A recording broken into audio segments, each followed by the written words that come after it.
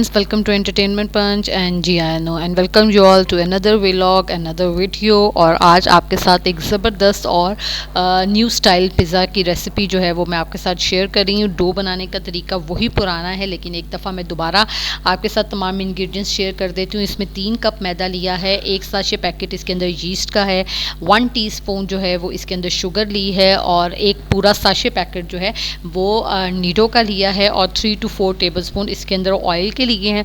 इस बार मैंने सिर्फ इसके अंदर एक काम किया है जो कि आप कर सकते हैं, और बहुत ज़्यादा आसान मुझे वो काम लगा, मैं इसलिए आपके साथ भी वो शेयर करूंगी।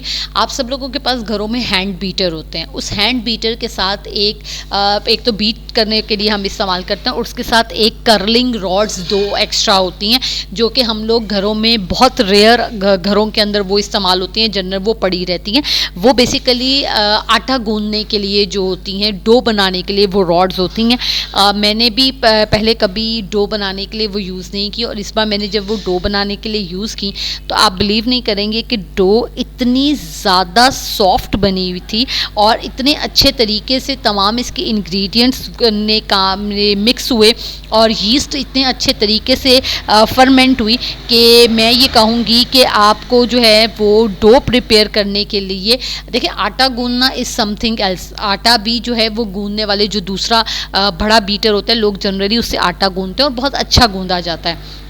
लेकिन अगर आपके पास वो मशीन नहीं है तो आप एटलीस्ट डो बनाने के लिए, क्योंकि डो में हम दो तीन कप जो मैदा है हम वही यूज़ करते हैं, तो आप वो मैदा यूज़ करके तो आप इससे जो है वो अच्छी सी डो जो है वो बना सकते हैं। इससे आप पिज़्ज़ा की डो भी बना सकते हैं, आप इससे डोनट्स की जो है डो वो भी प्रिपेयर कर सकते हैं, आप इससे न्यूटेला ब्रेड की जो डो है वो भी आप जो है वो इसके साथ प्रिपेयर कर सकते हैं। ठीक है, अब ये देखें अच्छे तरीके से सारी की सारी डो को जो है वो हमने बीटर से मिक्स कर लिया। और जब ये अच्छे से मिक्स हो जाएं सारे इंग्रेडिएंट्स, उसके बाद आप इसके अंदर थोड़ा सा ऑयल और डाल के तो ये तमाम के तमाम इसको हाथ से 2-3 दफ़ा मिक्स करके तो इसको आप बाउल में ऑयल लगाएं, और उसके बाद आप इसे कवर करके किसी भी मॉइस्ट और वार्म प्लेस के ऊपर रख कर अच्छा और डो को जो है वो फर्मेंट होने के लिए रखते हैं। और उसके बाद हम लोग जो है वो मूव करते हैं अपने वीडियो के नेक्स्ट पार्ट की तरफ, जो कि है वो हमारा चिकन की मैरिनेशन।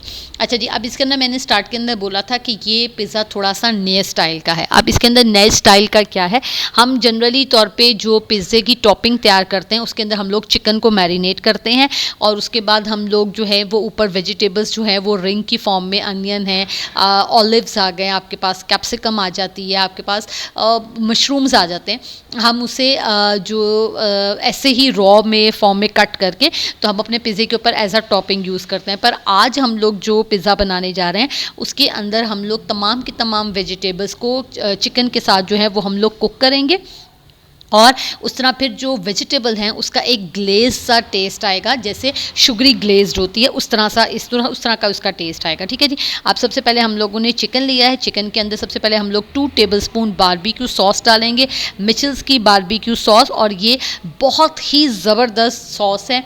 इससे आप चिकन को मैरिनेट कीजिए। मैं इंशाल्लाह आपके साथ अपकमिंग वीडियो की में इसके साथ की एक और वीडियो जो है इसी मैरिनेशन के साथ जो है वो शेयर करूंगी, और I can definitely bet that कि आप लोगों को ये सॉस और इस सॉस के साथ मैरिनेट हुआ हुआ चिकन बहुत अच्छा लगेगा। 2 टेबलस्पून इसके अंदर मैंने बारबेक्यू सॉस लिया है, 2 टेबलस्पून मैंने इसके अंदर केचप ली है, 1 टेबलस्पून मैंने इसमें चिली गार्लिक सॉस ली है, इसके अंदर वो चेस्टर सॉस गई है, इसमें ऑयस्टर सॉस गया, इसमें वाइट पेपर है, ब्लैक पेपर है, सॉल्ट है, और इसके अंदर चिली फ्लेक्स हैं। ये तमाम के तमाम इंग्रेडिएंट्स हैं। अच्छा, इसके अंदर हनी भी मैंने 1 टेबलस्पून डाला है। हनी डालना आपने नहीं भूलना, क्योंकि चाइनीज़ में हमेशा एक बात याद रखिएगा, हनी जब ग्लेज्ड होकर उसकी जो एक टेस्ट आता है, जो कैरामलाइज होता है चीज़, उसका जवाब नहीं होता।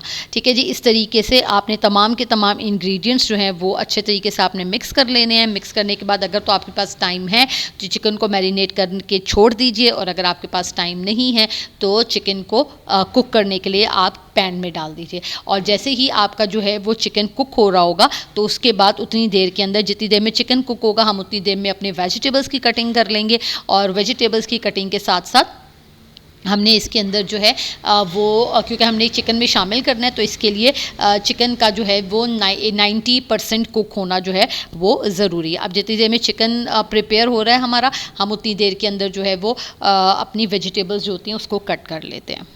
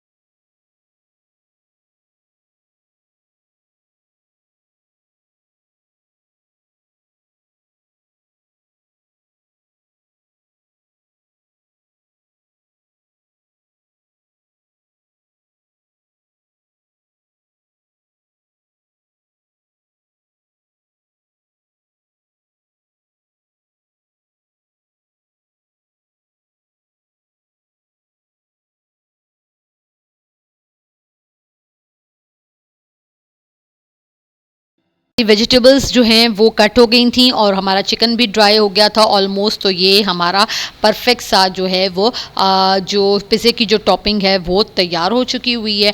और इतनी देर के अंदर हमने, जितनी देर में ये सारा प्रिपेयर हो रहा था, हमने उतनी देर में चेडर और मोज़रेला चीज़ जो है वो उसको हमने जो है वो कद्दूकश कर लिया है। और अब इसका जो सारे का सारे जो सॉस है वो आपने इसके अंदर ही आपने ड्राई कर लेनी है।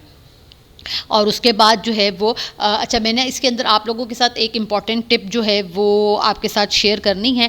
ये देखें जी, ये डो हमारी फर्मेंट हो गई थी अच्छे तरीके से। अब इसको आपने हल्का सा कॉर्नफ्लोर मैदा लगाना है और आपने साइडों से अच्छे से सारी डो जो है वो उतार लेनी है।